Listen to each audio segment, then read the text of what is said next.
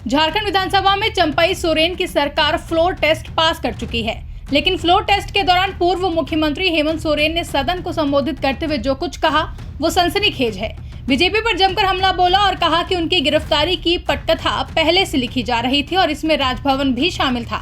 बता दें, पूर्व सीएम ने 31 जनवरी की रात को देश के लोकतंत्र की काली रात करार दिया और खुद को निर्दोष बताते हुए कहा कि उनके खिलाफ लगाए गए आरोप साबित होते हैं तो वह राजनीति क्या झारखंड छोड़ देंगे।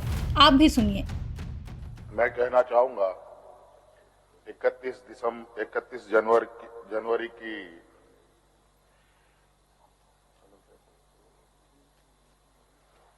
जो काली रात, काला अध्याय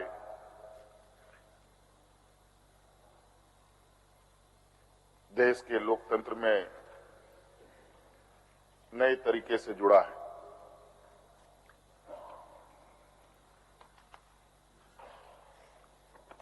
इकतीस तारीख रात को देश में पहली बार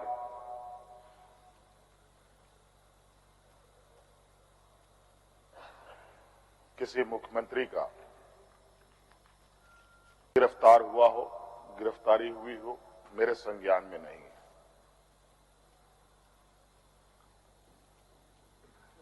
ये मुझे लगता है ये पहला घटना है और मुझे लगता है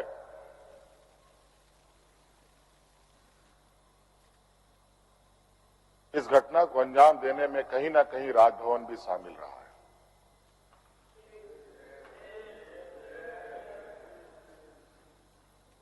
और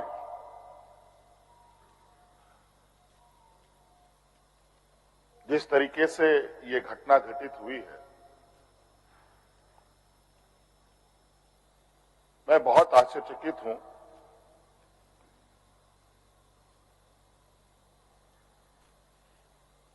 इसलिए कि मैं एक आदिवासी वर्ग से आता हूं। नियम, कायदे, कानून की जानकारी का थोड़ा अभाव रहता है।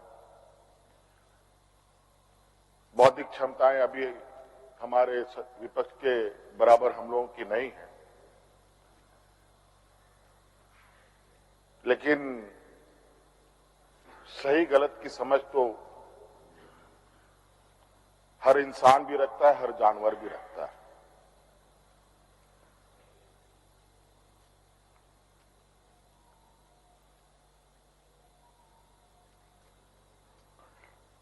अध्यक्ष महोदय,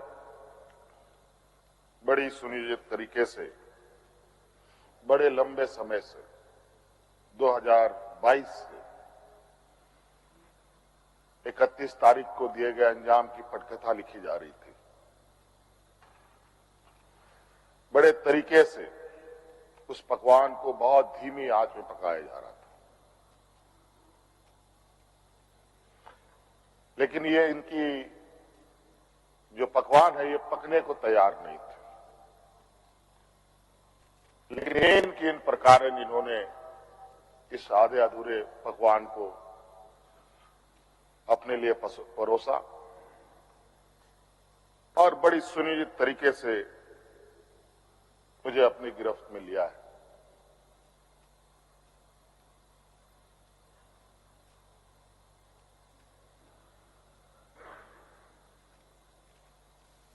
और आज कहीं ना कहीं ऐसा लगता है अध्यक्ष महोदय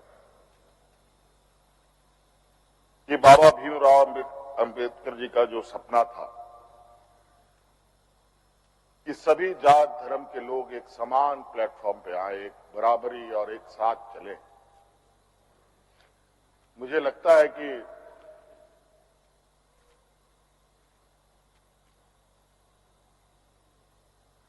जिस तरीके से बाबा भीमराव अंबेडकर जी को भी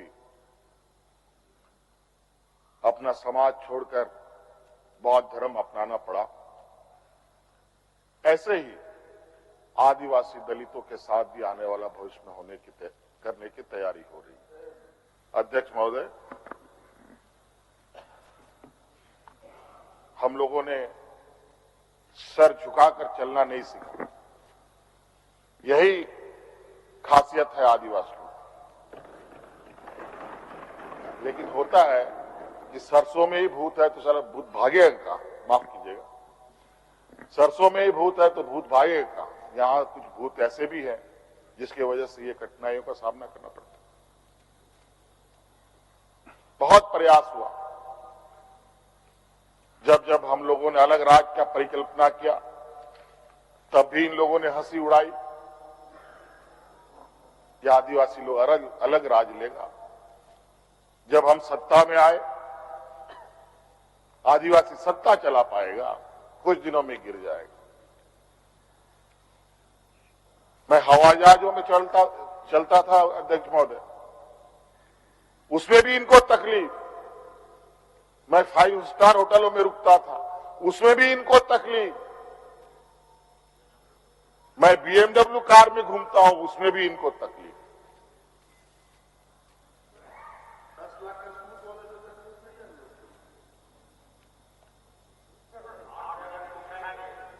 क्या कहावत है कि हम करें तो गुनाह, ये करें तो क्या,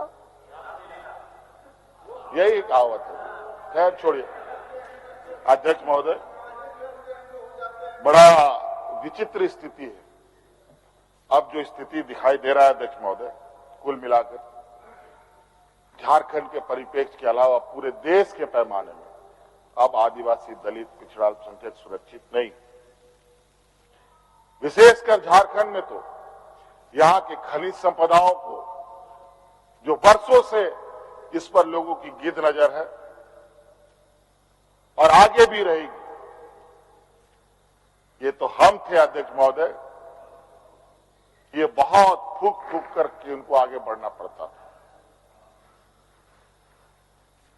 ये खुला दरवाजे की आदी हो चुके हैं, इनको कोई रोक टोक नहीं कर सकता। जो इनके सामने आएगा वो इसी तरीके के अंजाम से उसको गुजरना पड़ेगा। ब्यूरो रिपोर्ट, इंडिया पब्लिक खबर। फिलहाल के लिए इस खबर में बस इतना ही। देश और दुनिया की ऐसी ही तमाम बड़ी खबरों के लिए हमारे YouTube चैनल को सब्सक्राइब करें और बने रहें इंडिया पब्लिक खबर के साथ।